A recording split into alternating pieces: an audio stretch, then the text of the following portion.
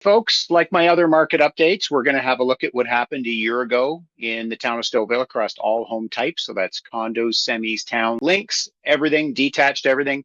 We're going to compare that with what happened a month ago and then 2 months ago. So we're going to give you a good overall year over year snapshot. So if we start at the top of the numbers, so the number of sales in June 2024, 53 across all home types. May 2025, we had 48 sales.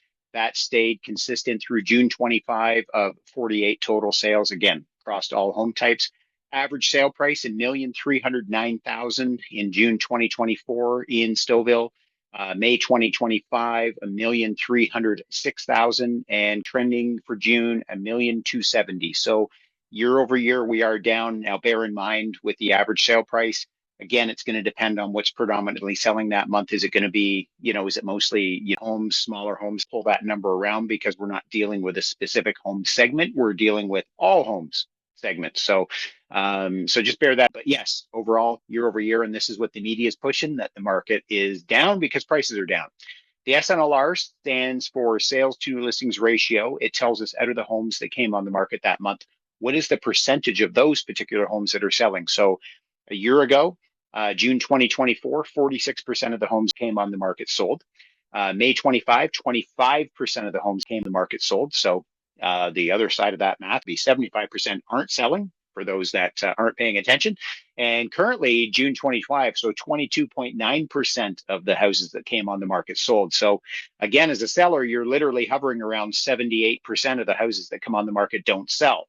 And is that from slow market, overpricing, tariffs, interest rates? Yes, yes, yes, all the above. There is some trepidation for sure. So, I mean, if you are you want to be in the market and you're serious about selling, how are you going to be one of those 22%? And if you're not asking me that, then you better ask your realtor, because that's what you need to find out. Unless you don't mind your house languishing on the market for months at a time.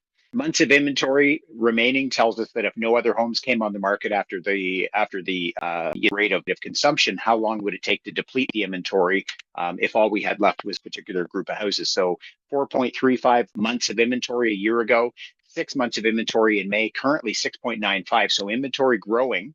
Now that inventory is growing, but you can also see we've shrunk we've stayed the same on number of sales. So really just a growing inventory thing. And, it's kind of normal for July. The end of June comes, people were going to buy in the spring or did buy in the spring. They closed generally by the end of June, by the time school's out, and then everybody takes off for a month. So the market usually stays pretty quiet through July.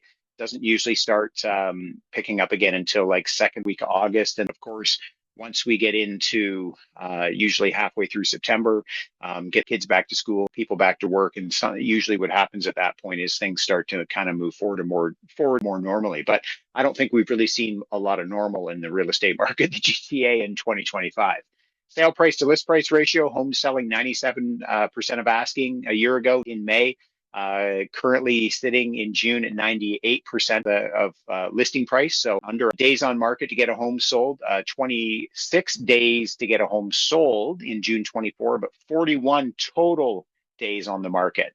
May 2025, 35 days on average to get a home sold, but on average, the house sat on the market for 44 days. Now, in case you're wondering about this, so oftentimes what can happen when a house gets listed for sale is it goes through different revisions. And so the listing can get pulled down, removed, and then it gets relisted up at a different price or, some sort of revision. And so that's what we're talking about. The smaller number is the one that it took for the house to sell under that current listing. And then the larger number is the entire time that particular listing was on the market. June 2025 in Stouffville. So we had 25 to get a home sold on average, but at an average 39 days total on the market. So for buyers right now, tons of inventory out there. If you're, just sitting on your hands, not putting, you should be, because you never truly know the motivation of a seller until you actually put it on paper. Verbal, that's not putting it on paper. Asking your agent to call or call the seller's agent, you throw a price at them, that's an offer. An offer is an actual written paper. You sign it, everybody signs it, it gets submitted. That's the only way you know for sure. So don't skip that process. Don't let your agent tell you that they can just do a verbal. No, you put it on paper and you need to move forward from there. It's the only way to do it. For sellers right now, pricing is absolutely key. We know this. We know that the nicest always sell the quickest. That's just the way it's always been and the way it always will be. And so, from that standpoint, you have to sure your house is one of those, or you have to make sure it's priced really sharp that it's going to attract. And we are still seeing houses being underpriced. It's actually sort of cycling back in.